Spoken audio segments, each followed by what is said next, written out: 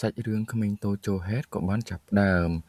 អញ្ចឹងថ្ងៃនេះដែរគឺខ្ញុំដើរតួ hero ជាចូលហេតុអូខេហើយ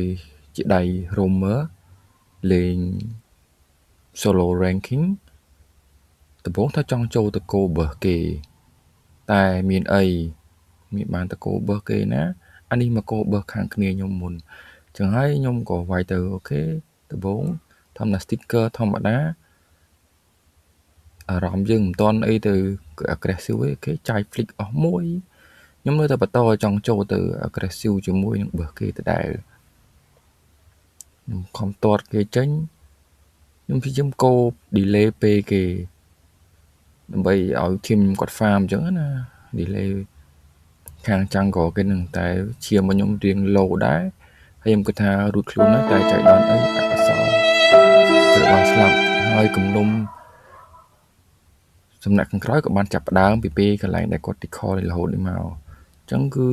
ខ្ញុំ mapping ទៅលើ roamer របស់គេដែរអញ្ចឹងណាដែលគេ lock ទៅលើ hero ខ្ញុំអញ្ចឹងពេលនេះគឺយើងដើររFranco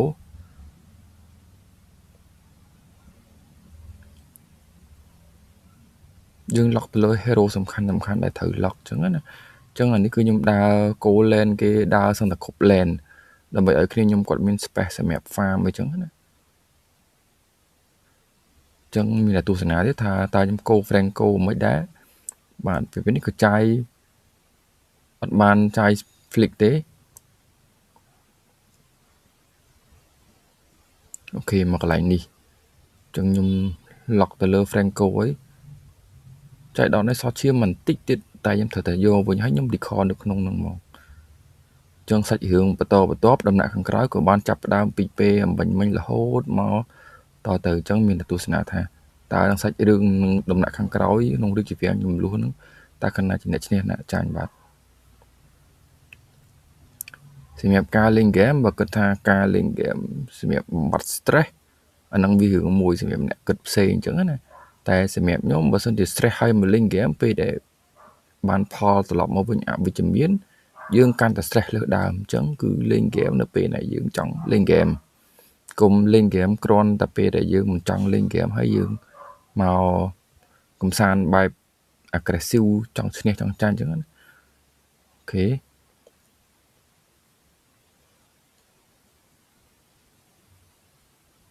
ហើយនៅក្នុង game នេះដែរគឺខ្ញុំ gang សឹងតែគ្រប់ lane ឯដើរសឹងតែគ្រប់ lane ឯអត់ដាច់ដោយសារតែឈាមសខ្ញុំឡើងហើយខ្ញុំទៅផ្ទះអញ្ចឹងមកឡើយនេះគាត់ក៏បានស្លាប់ម្ដងទៀតអញ្ចឹងខ្ញុំក៏ recall នៅលើសាកសពរបស់គាត់តែម្ដងបាទ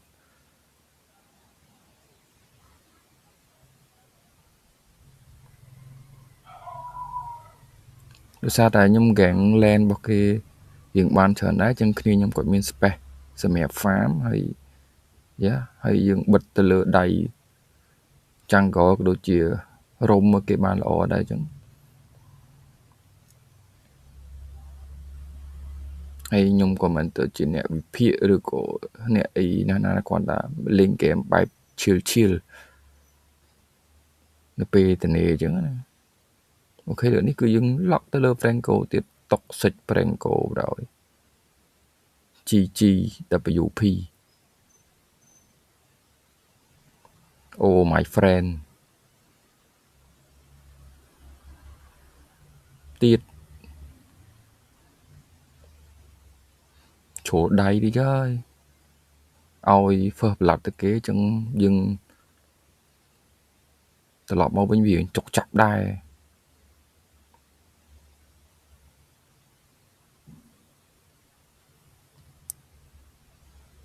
ចឹងជា role របស់ខ្ញុំលេង experience ហើយនឹង roaming អូខេគាត់ចូលមករកស្អីទៅទៀត brother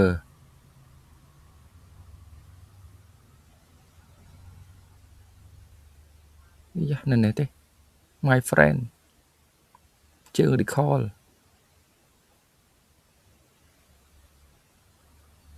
Franco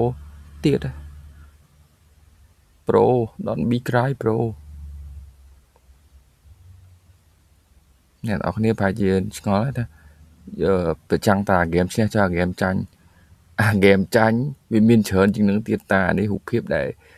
ខ្ញុំអាចថាខ្ញុំរៀនលេងទៅលើ Johnson ដែរអញ្ចឹងហើយគឺនេះគឺជាហ្គេមដែលខ្ញុំលេងទៅលើ Johnson ហើយចុងចប់ដំណាក់ខាងក្រោយក៏ត្រូវបានបញ្ចប់អូខេអរគុណអ្នកនរគ្នា